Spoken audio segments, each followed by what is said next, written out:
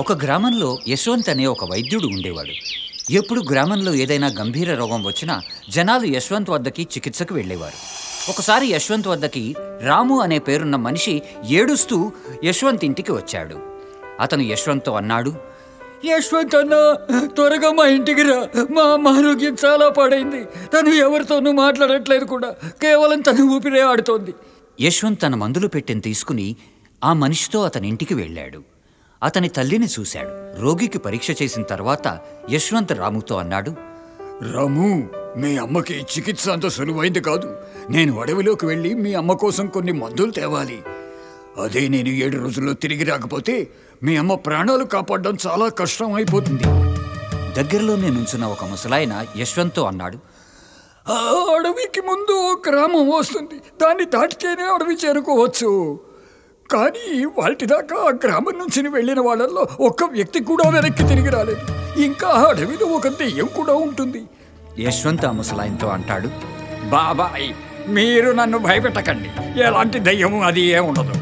రాము యశ్వంత్ ఎదుట ఏడవసాగాడు. అతను యశ్వంత్తో అన్నాడు, యశ్వంత్ అన్న, ఏమైనా చేసి మా అమ్మ ప్రాణాలు కాపాడు. యశ్వంత్ రాముకి ధైర్యం చెప్పాడు. ఇలా అన్నాడు, నువ్వు కంగారు పడకు.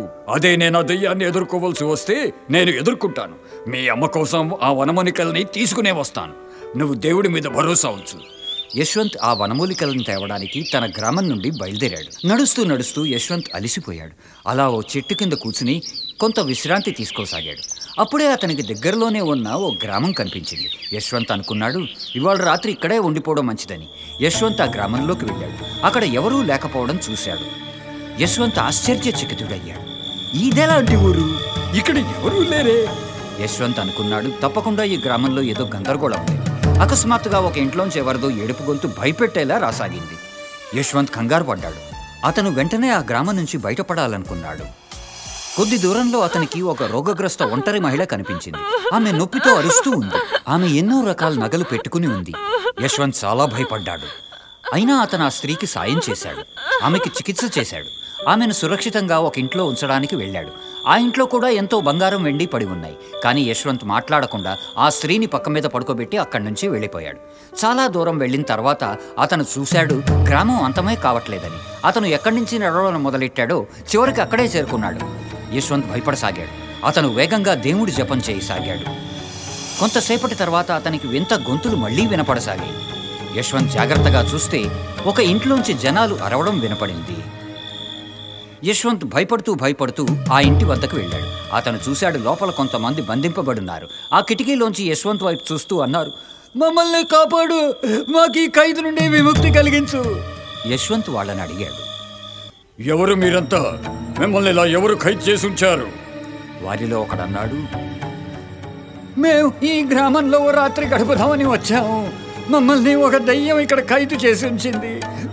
వీలైతే కనుక నువ్వు మమ్మల్ని కాపాడు. ఇక్కడి నుంచి పారిపో, అదే నీకు మంచిది. యశ్వంత్ వాళ్ళ పరిస్థితిని చూసి ఆందోళన పడతాడు. అలా అతను వెనక్కి తిరగగానే అతనికి ఒక ముసలావిడ కనిపిస్తుంది. యశ్వంత్ ఆమెను అడుగుతాడు, అమ్మా, ఈ గ్రామంలో ఒక దెయ్యం ఉంటుందా? ఆ ముసలామె వెంటనే తన రూపం మార్చేసుకుంటుంది. ఒక భయానక రూపాన్ని ధరిస్తుంది. అలా గాలిలో ఎగరసాగుతుంది. యశ్వంత్కి చెమటలు పట్టసాగాయి.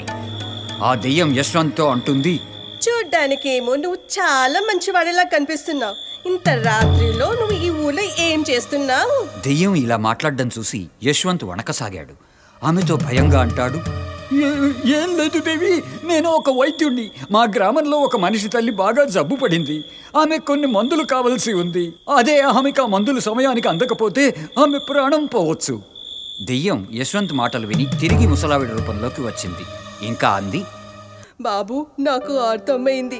నువ్వు గొప్పవాడివని, దారి మర్చిపోయావని.